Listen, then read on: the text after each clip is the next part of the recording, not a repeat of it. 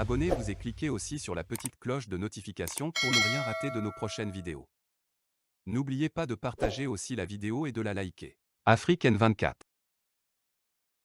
Troisième élément. Le gouvernement, on est maintenant au septième élément, pardon. Là, c'était, on passe au huitième élément. Huitième idée. Le gouvernement de transition du Mali souligne le fait que, ayant fait une bonne analyse des causes de la déstabilisation de l'Afrique, lui, il a décidé de diversifier son partenariat géostratégique. Autrement dit, le colonel Abdoulaye Maïga nous dit, puisque nous avons compris que c'est la France et la coalition occidentale qui ont déstabilisé l'Afrique, nous avons bien compris qu'on ne pourra pas combattre le terrorisme au Mali avec la France et la coalition occidentale comme principaux partenaires. Il nous faut diversifier. Il nous faut nous appuyer sur d'autres épaules. Autrement dit, nous devons nous appuyer sur des puissances qui, elles, n'ont pas attaqué la Libye et qui n'ont pas déstabilisé le Sahel, diantre. C'est aussi simple. Même si vous expliquez ça à un enfant du CP, le cours préparatoire, il va comprendre. D'un côté, la coalition occidentale, qui, elle, a détruit la Libye et déstabilisé le Sahel pour fragiliser les États sahéliens. Comme l'a dit le président Macron, faire des États sahéliens des États faillis et faire prospérer les terroristes. De l'autre côté, des puissances qui n'ont pas participé à cela, même si elles ne l'ont pas empêché, mais elles n'y ont pas participé, la Russie et la Chine.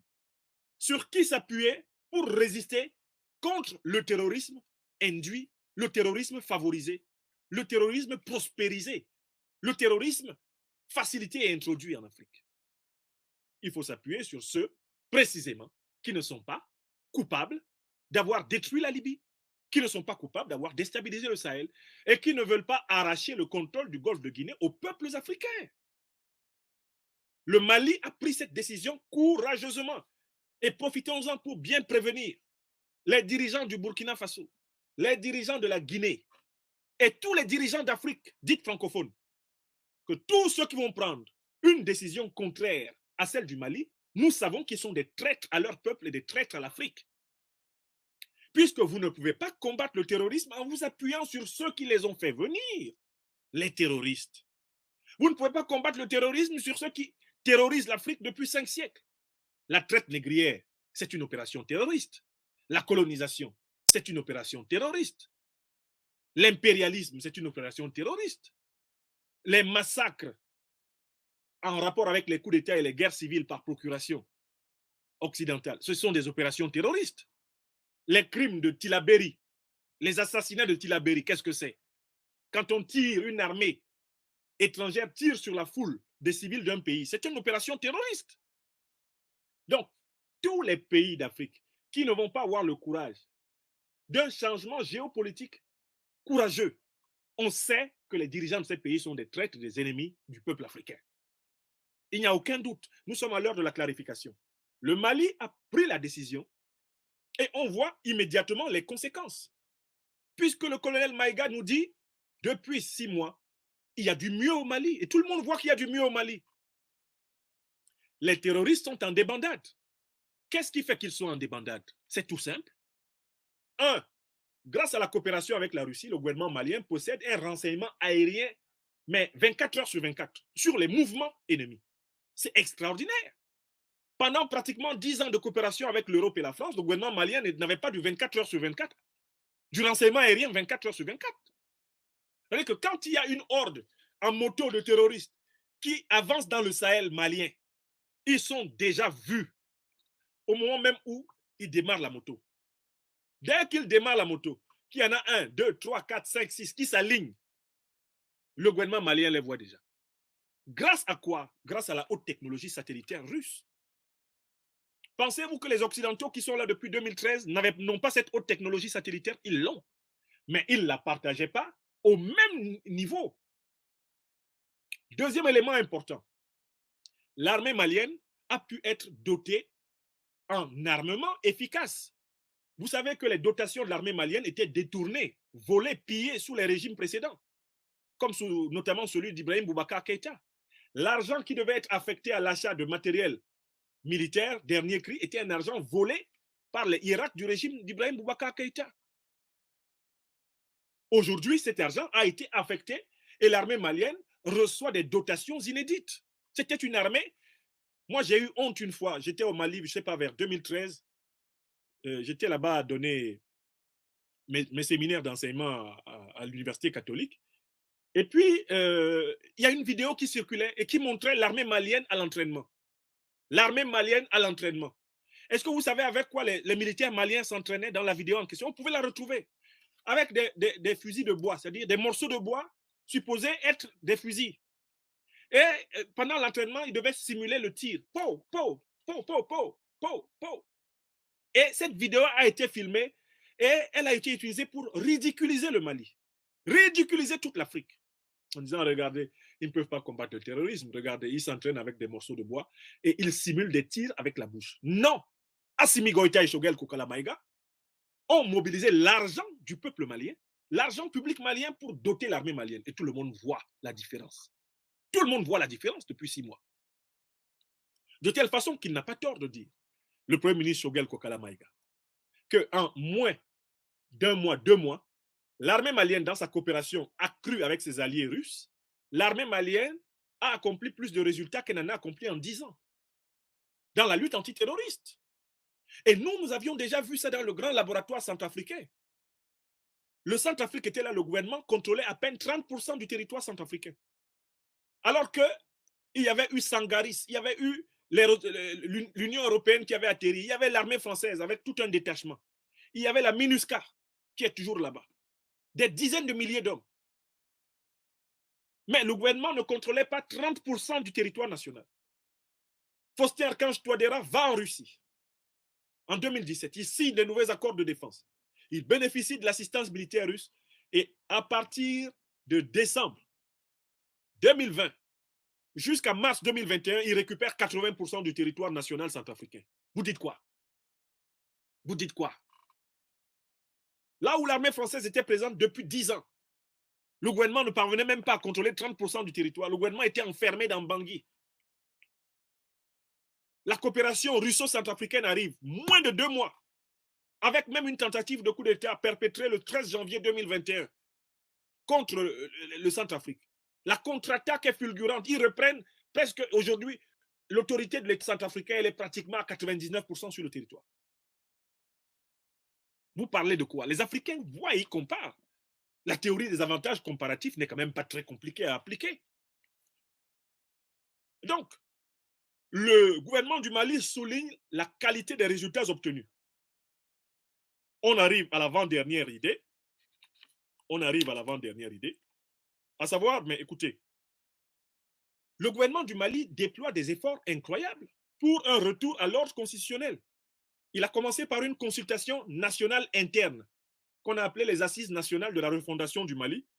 Et ensuite, il s'est mis à consulter la CEDEAO, l'organisation sous-régionale, maintenant brinque-ballante et devenue insignifiante, l'Union africaine qui avait disparu entre-temps, d'ailleurs qui n'existait presque plus, puisque la guerre d'Éthiopie, menée par une coalition tigréenne soutenue par l'Occident, avait pour but de prendre le contrôle de la capitale des institutions africaines, Addis Abeba. Qui pouvait se réunir à Addis Abeba? Puisqu'Addis Abeba était supposé tomber sous les mains de la rébellion tigréenne soutenue par la coalition occidentale de l'OTAN. Donc l'Union africaine était presque morte. Elle n'a rien dit. Il y a eu des tas de conflits qui sont arrivés là. Les gens fuyaient à Addis Abeba. Et ils ne pouvaient quand même pas, à partir de là, faire quoi que ce soit. Le siège de l'Union africaine était en passe d'être pris et contrôlé par la coalition tigréenne, elle-même soutenue par la coalition occidentale. Donc, on a vu l'effort du Mali de dialoguer avec la CEDEAO, de dialoguer avec l'Union africaine, et on a vu la puissante diplomatie malienne contrer et contrecarrer la résolution qui devait littéralement détruire le Mali à l'Organisation des Nations Unies. Attention, le 11 janvier 2022, le Mali a échappé à une mise à mort en droit international. Il faudra éternellement remercier les grands alliés du Mali, la Russie et la Chine.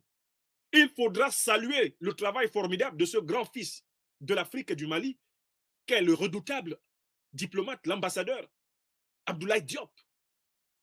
Un monsieur solide et droit dans ses bottes. Parce que sans cette diplomatie vigilante, il y aurait eu une résolution de l'ONU qui aurait permis d'écraser le Mali. La coalition se serait furieusement attaquée au Mali au motif de restaurer le droit international. Parce que si la résolution était passée, ça voudrait dire que la Russie et la Chine avaient accepté l'intervention militaire contre le gouvernement de transition du Mali. Si le 11 janvier, là, la Russie et la Chine laissaient passer la résolution, à Bamako, on est mort.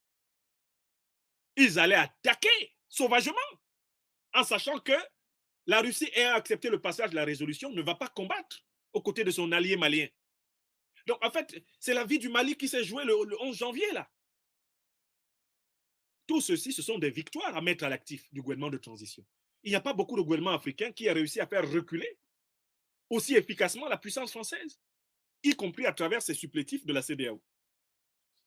D'où on arrive à la 10e et dernière idée. La 10e et dernière idée du communiqué. Elle est construite sous la forme d'un syllogisme aristotélicien, c'est-à-dire qu'il s'agit d'un raisonnement déductif. Écoutez bien le raisonnement. Abdoulaye Maïga, ah non, mon frère, je vous salue et je vous félicite pour la qualité de votre service rendu à la nation malienne et africaine. 10e idée, là c'est le clou. Eu égard au manquement répété de la partie française aux accords de défense qui avaient pourtant été dûment signés avec la partie malienne. Donc, on appelle ça les prémices du raisonnement. Puisque vous-même, vous avez constaté qu'en face, il n'y a que des foutaises. Alors, Abdoulaye Maïga dit, au nom du gouvernement malien et du peuple malien, qu'il ordonne le retrait sans délai, et notez l'expression sans délai, des forces Barkhane et Takuba sur le territoire, du territoire national malien sous la supervision des autorités maliennes. Il y a deux mots. Il y a d'abord la première expression sans délai. Sans délai, ça veut dire quoi? Ça veut dire que la partie française, à travers le président Macron, a dit que le retrait se fera dans une période de 4 mois à 6 mois. Ça, c'est un délai, ça. Quand on dit d'une période de 4 mois à 6 mois, c'est-à-dire que les forces Barkhane et Takuba pourraient s'être retirées d'ici 4 mois ou d'ici 6 mois. Là, nous sommes au mois de février. Quand on compte 4 mois, février, alors on va compter mars, avril, mai, juin. Selon M. Emmanuel Macron, les forces françaises et européennes pourraient s'être retirées à partir minimum de juin 2022 et puis maximum, on ajoute juillet et août. C'est-à-dire que jusqu'en septembre, on pourrait continuer à avoir sur le sol malien les forces Barkhane et Takuba. Ça, c'est ce que dit le président Macron dans son allocution d'hier. Le gouvernement malien dit que lui, en tant qu'il est le représentant du souverain, c'est-à-dire le peuple malien, il demande un retrait sans délai. Que signifie l'expression sans délai? Notez les synonymes. Un retrait immédiat. Sans délai, ça dit immédiat. Ça dit partez tout de suite. Partez tout de suite. Sans délai, c'est-à-dire que le départ doit immédiatement commencer. Sans délai, c'est-à-dire que la partie malienne récuse le délai de 4 à 6 mois annoncé unilatéralement par la partie française et européenne. La partie malienne dit que ce délai n'est pas valable, qu'il est nul et de nul effet. Autrement dit aussi, la partie malienne dit on ne va pas attendre que vous restiez ici pendant 4 mois, jusqu'à 6 mois. C'est hors de question. Vous n'allez pas rester ici pendant 4 mois encore, jusqu'à 6 mois encore. C'est hors de question. Vous devez partir dès maintenant. Dès maintenant. Bon, alors, c'est important que vous compreniez l'expression sans délai. Mais pour comprendre l'expression sans délai, il y a une deuxième condition qui est posée, c'est sous la supervision des autorités maliennes. Autrement dit, le retrait du sol malien, du territoire malien, ne va pas se faire selon les desiderata de la puissance française et de ses alliés européens. Parce que ça ne se passe pas en France. Ça ne se passe pas en Europe, ça se passe au Mali. Cela va se faire à la cadence voulue par les autorités maliennes. Cela va se faire sous la coordination des autorités maliennes. Le retrait ne va pas se faire en désordre. Le retrait ne va pas se faire au matin bonheur, c'est-à-dire au bonheur la chance. Le retrait se fait sous la coordination du souverain, le peuple malien, l'État malien, le gouvernement malien l'armée malienne. Bon, là, on peut se demander, est-ce que ce qu'exige ici le gouvernement malien est juste? Est-ce que ce qu'il exige est vrai? Réponse oui.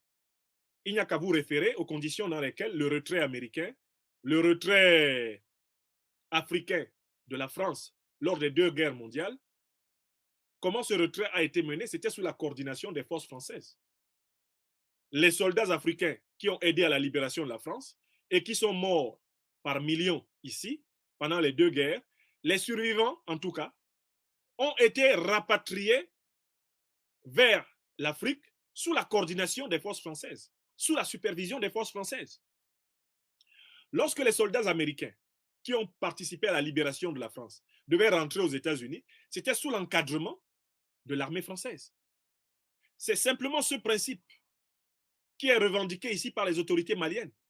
Vous ne partirez pas de chez nous en désordre. Vous ne partirez pas de chez nous en catimini. Vous ne partirez pas de chez nous dans l'outrage, dans l'outrance. Vous ne partirez pas de chez nous en méprisant les conditions de départ de chez nous. Vous ne partirez pas de chez nous en cassant la baraque. Car pour l'analyse politique que je suis, on doit quand même se poser la question de savoir qu'est-ce qu'ils ont à faire de 4 mois à 6 mois de délai pour partir? Qu'est-ce qu'ils comptent faire pendant ces 4 ou 6 mois? Dès lors qu'ils ont décidé de ne plus combattre le terrorisme au Mali, pourquoi un délai aussi long? Alors même précisément que pour s'installer, ils n'ont pas eu besoin d'un tel délai. Qu'est-ce qui peut expliquer cela? Donc il faut qu'on comprenne très bien ici la position du gouvernement malien. C'est une position d'abord de principe. On ne se retire pas d'un pays souverain, d'un État souverain, sans la coordination et la supervision de cet État. Deuxièmement, quel est l'usage que Barkhane et Takuba veulent faire du temps long qu'ils s'étaient octroyés dans leur déclaration? Quel est l'usage? Est-ce que toutes les supputations ne sont pas libres dans cette période où précisément leur posture est une posture offensive et agressive envers les Maliens? N'est-on pas libre de penser que le délai long qu'ils étaient en train de demander est un délai qui risque d'être utilisé contre la transition du Mali? Un être humain doué d'un minimum de bon sens, comme le dirait Descartes, reconnaîtrait que le délai long est un délai potentiellement nuisible pour la transition malienne et le peuple malien. Alors que le délai immédiat est le délai le plus compatible avec les intérêts souverains du peuple malien, d'autant plus qu'il y a eu en réalité violation unilatérale des accords. Il n'y a pas eu, en quelque sorte, concertation avant. Mais enfin, dans cette 10e idée, vient alors le chiffre 3. Le colonel Abdoulaye Maïga, porte-parole du gouvernement du Mali, va répéter la décision. Il va la dire 3 fois. Retrait sans délai des forces Barkhane et Takuba du territoire national sous la supervision des autorités maliennes. Il va dire, je répète, retrait sans délai des forces Barkhane et Takuba du territoire national sous la supervision des autorités maliennes. Et il va dire, je répète une dernière fois, dernière. Là, on arrive à la 3e fois. Retrait sans délai des forces Barkhane et Takuba du territoire national sous la supervision des forces maliennes. Analysons ce chiffre 3 dont je vous ai déjà parlé. Vous avez reconnu ça? Foutaise qu'elle est à Kanye. Foutaise.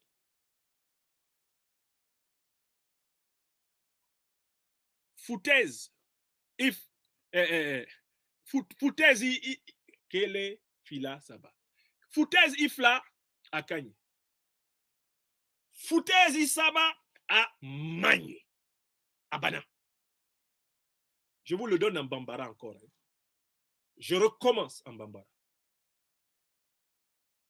Première foutaise. C'est bon. Ça va.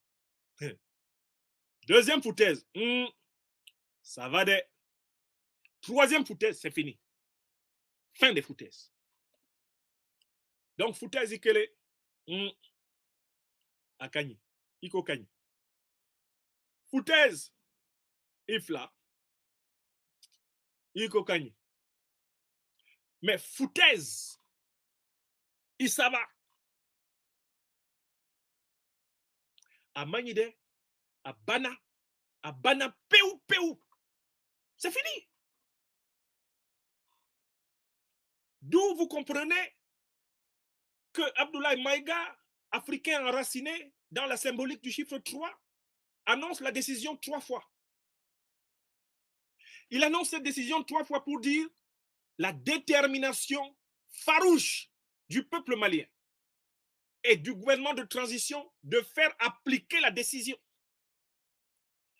Il annonce la décision 3 fois pour invoquer tous nos ancêtres africains depuis des millénaires et même des millions d'années d'évolution de sapiens sapiens sur la terre d'Afrique. C'est une invocation solennelle. Voilà pourquoi ça finit par l'un des noms de Dieu. Il donne la décision 3 fois en accord avec le code d'honneur du peuple malien et des grands peuples enracinés d'Afrique. Une fois, ça va. 2 fois, ça va. 3 fois, c'est non. Terminé. Mais enfin, il y a une autre raison pour laquelle il y a cette insistance, cette trilogie de la décision répétée à la fin. Abdoulaye Maïga veut rappeler que les Danois ont failli obliger le Mali à parler 3 fois. Ça n'aurait pas été bon pour eux. Quand le contingent danois est entré au Mali sans autorisation, le gouvernement malien lui a dit, il faut rentrer, allez chez vous. Les militaires sans papier armés sur notre sol, non, rentrez chez vous. C'était une fois. Ils ont dit qu'ils ne rentrent pas. Le gouvernement malien est ressorti, il a dit, Ifla, allez chez vous. Quand le gouvernement malien a dit ça une deuxième fois, c'est sûr que les Danois se sont renseignés pour dire que pourquoi les Maliens aiment répéter. Et quelqu'un leur a dit, quelqu'un qui connaît les Maliens, comme je les connais, leur a dit non, ils sont en train de compter. Ils ne sont pas en train de répéter. La première fois chez eux, ce n'est pas comme la deuxième. Et la deuxième fois chez eux, ce n'est pas comme la troisième. Et chez eux, il n'y a pas de quatrième fois. Donc, quand on a dit aux Danois que les Maliens, là, il ne faut pas qu'ils parlent 3 fois. Parce que s'ils ont parlé 3 fois, c'est gâté, gâté, gâté. Les Danois, avant que les Maliens ne parlent une troisième fois, étaient déjà montés dans leur avion, ils étaient rentrés. Alors qu'ils prétendaient qu'ils allaient rentrer en combien de temps là? En 2 mois, en 3 mois. Ils ont trouvé les moyens de repartir aussi vite qu'ils étaient venus. Ce qui est la preuve qu'ils peuvent partir immédiatement. Tous ceux qui disent qu'ils veulent 4 mois, 6 mois, c'est faux. Ils peuvent partir plus vite que ça. Puisqu'ils sont capables de venir plus vite que ça. En 2013, pour que 4000 hommes débarquent sur le sol malien, on n'a pas eu besoin de 3 mois. Ça s'est fait en moins d'une semaine. Il y avait 4000 soldats français sur le sol malien. La vitesse avec laquelle vous venez là, mais ça doit être la même vitesse avec laquelle vous repartez. Puisque c'est la même capacité de projection que vous utilisez pour atterrir et pour décoller. Donc là, la triple répétition d'Abdoulaye Maïga à la fin du discours signifie les Maliens ne parleront pas 4 fois. Ils ne vont pas dire ça 4 fois. Il s'agit d'une décision à l'unanimité et du peuple, et du gouvernement, et de l'armée, et des forces de sécurité et des alliés sûrs. Je recommence. Ce que j'ai entendu là, c'est une décision qui a été prise à l'unanimité, d'abord du peuple malien, qui dans son écrasante majorité veut le départ des troupes occidentales de son sol. À l'unanimité du gouvernement malien, ça c'est sur le gouvernement de transition. À l'unanimité des forces armées maliennes, les FAMA qui combattent, des forces de défense, ça c'est sûr. Mais ce qui est encore important, c'est que ça a été pris en bonne entente avec les alliés internationaux sûrs du Mali. Donc en fait, il s'agit là d'une position ferme et non négociable. Il faut partir tout de suite. D'où nous pouvons conclure notre analyse. Là où le régime français veut transformer le départ du Mali en une sorte de victoire sous forme de réorganisation, le gouvernement malien en a cure. Lui, il veut que ce départ, que ce départ se fasse dans les conditions les plus sécurisantes pour le peuple malien, pour le gouvernement de transition du Mali et pour les intérêts souverains du Mali. Pour le gouvernement malien, le retrait franco-européen est un échec. Pour le gouvernement français, le retrait franco-européen est une réorganisation. Pour le gouvernement malien, le retrait franco-européen doit se faire immédiatement. Pour le gouvernement français, le retrait franco-européen doit se faire au rythme des desiderata de l'Europe et de la France. Il s'ensuit que dans les prochains jours, nous devons observer pour voir lequel des deux rythmes va s'imposer. Je recommence. Les jours qui viennent vont être décisifs. Nous devons observer et surveiller le Mali comme du lait sur le feu pour voir lequel des deux rythmes annoncés sera décisif. D'un côté, les forces françaises et européennes qui prétendent dicter leur rythme, partir à leur rythme.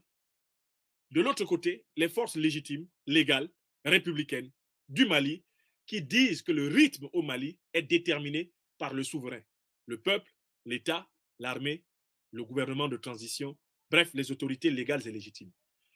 Alors là, nous sommes effectivement dans une période extrêmement délicate. Alors, en tant que fils de l'Afrique, fils du Mali, en tant qu'intellectuel politique, en tant que citoyen adoptif de la République française, qu'est-ce que je voudrais dire maintenant? Quelle est l'opinion raisonnée que je formule? Je souhaite de tout mon cœur, je souhaite de toute mon âme que les autorités françaises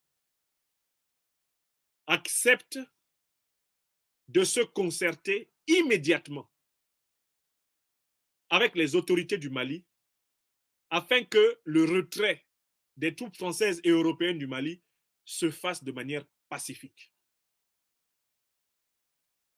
C'est la première recommandation. Je l'adresse aux autorités françaises. Quand on est dans le pays des gens, on ne dicte pas les conditions. On négocie les conditions. Il me semble que si la partie française fait cette démarche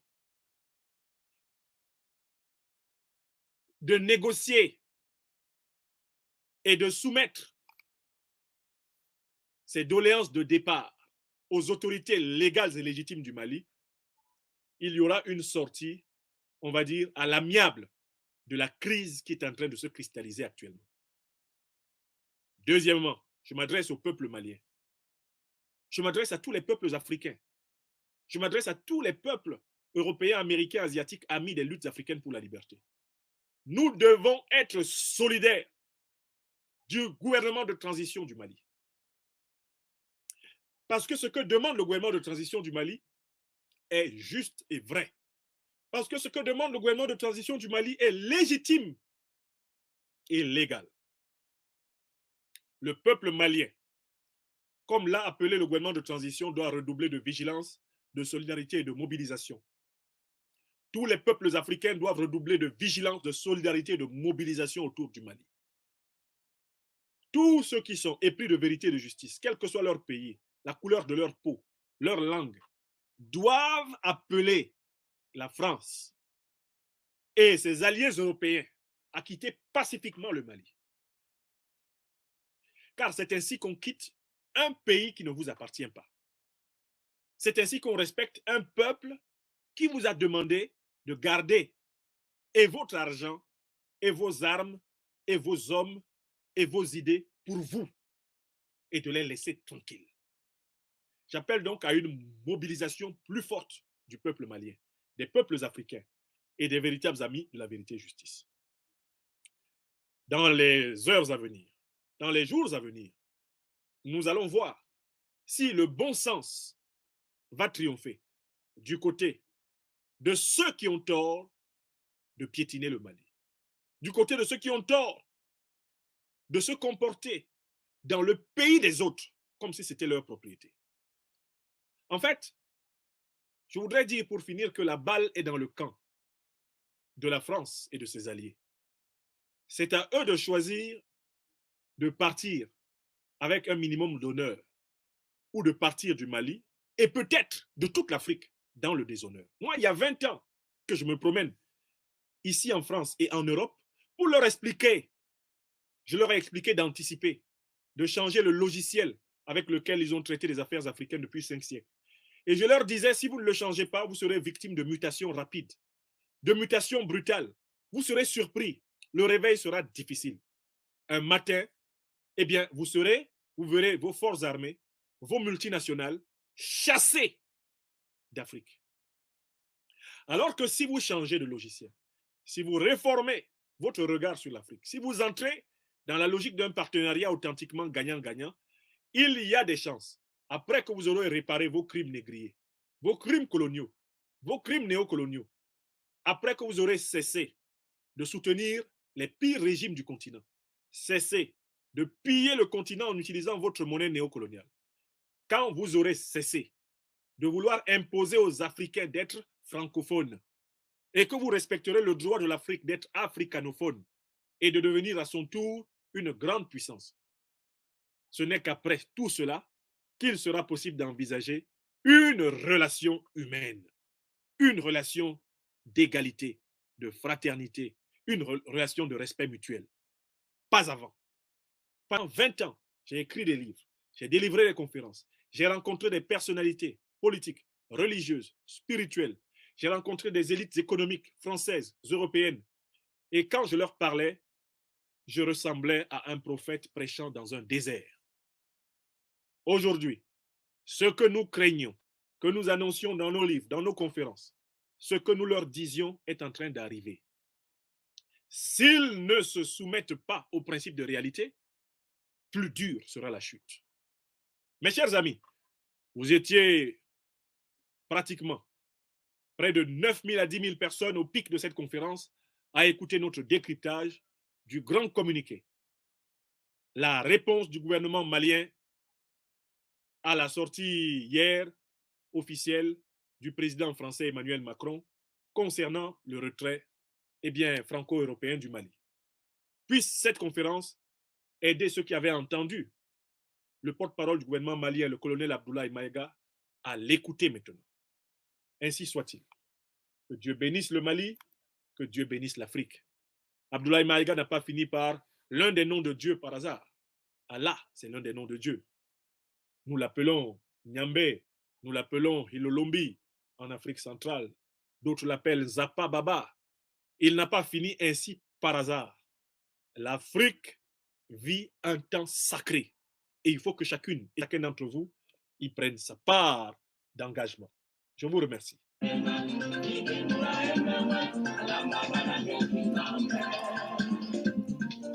Merci.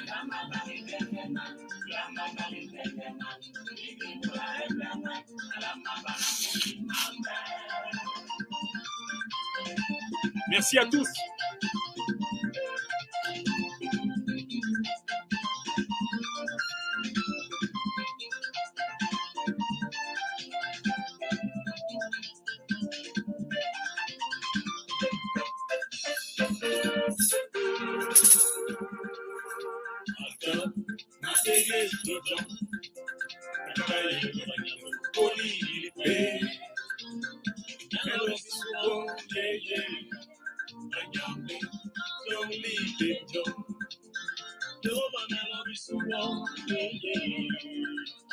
Merci à toi.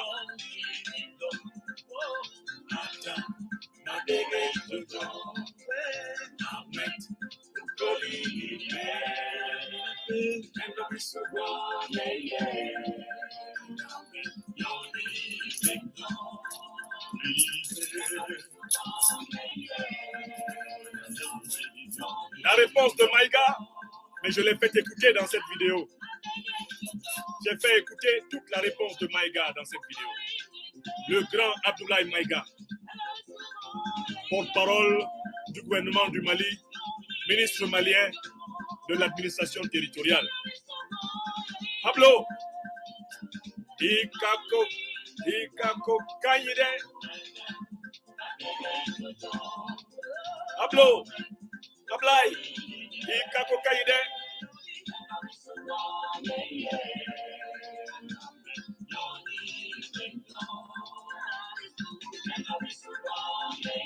Que Dieu bénisse le Mali, que Dieu bénisse l'Afrique.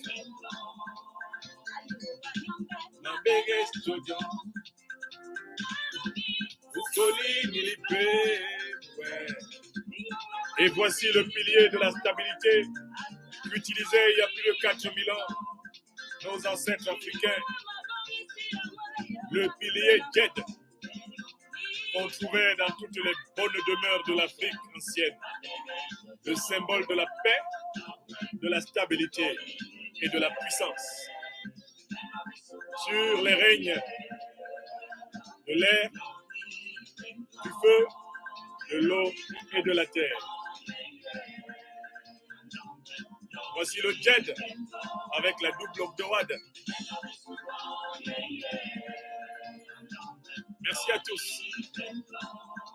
Vous êtes formidables, mes amis. Près de 10 000 en direct en cet après-midi. À demain, 17h, pour une conférence sur le golfe de Guinée, future cible de l'invasion impériale occidentale. Merci encore. Merci. Likez la vidéo si ce n'est pas déjà fait. Laissez aussi votre point de vue en commentaire.